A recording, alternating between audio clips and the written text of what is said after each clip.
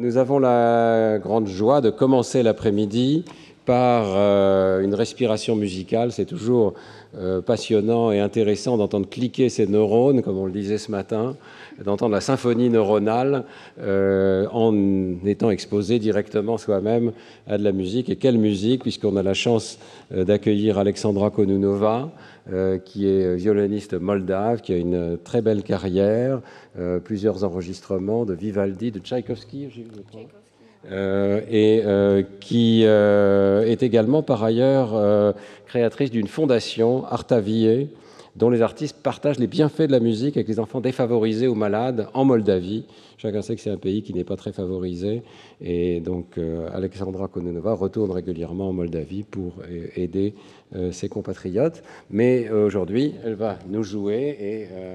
Alors elle va nous jouer le programme que vous avez là, sans doute seulement le prélude de la partita numéro 3 de Bach. Cette partita, elle est très intéressante parce que Robert en a parlé. Ce matin, vous avez vu les mouvements d'Archer sont sur cette partita-là. Et elle est très intéressante aussi par rapport au problème d'analyse des scènes auditives, car si vous tendez bien l'oreille, vous allez avoir l'impression qu'il y a un moment, le violon se dédouble et on a la sensation qu'il y a deux lignes de violon qui se séparent, comme si tout d'un coup cet instrument s'était dédoublé, et ça a un effet expressif très bien. Donc ça vous permet de revisiter tout ce qu'on a dit. Le tronc cérébral contribue avec le cortex auditif à l'analyse des scènes auditives. Eh bien, vous allez voir ce que ça donne dans un instant.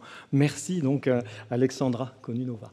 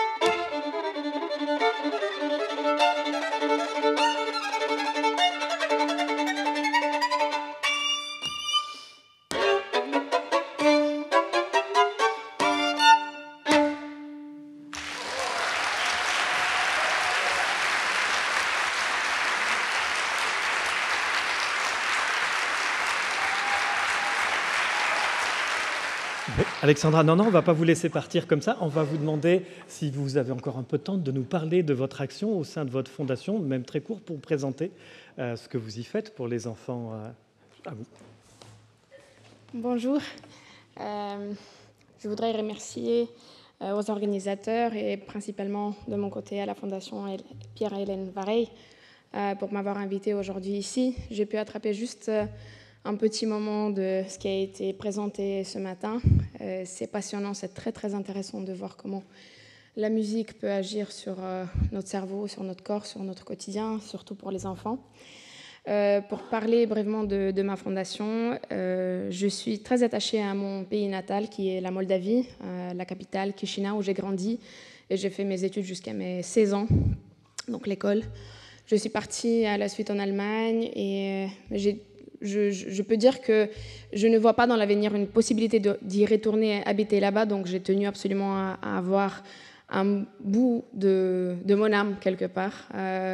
Et j'ai décidé que ça peut être une fondation qui aidera les enfants talentueux de mon école, qui est considérée comme une des meilleures écoles dans notre pays. Surtout les enfants dont les parents sont à l'étranger, les enfants qui habitent dans l'internat, qui fait partie de cette école. Principalement, on forme des groupes de musique de chambre de 2 à 3 enfants, peut-être parfois aussi des quatuors ou quintettes, mais plus rares.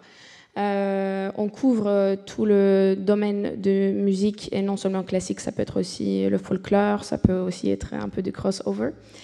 On les met en groupe de musique de chambre, les enfants construisent un programme, et on va dans des institutions sociales, et on va jouer des concerts pour des gens qui n'ont plus accès à la musique classique en live, donc ils n'ont plus la possibilité d'y être en présentiel, donc c'est nous qu'on va amener la musique chez eux.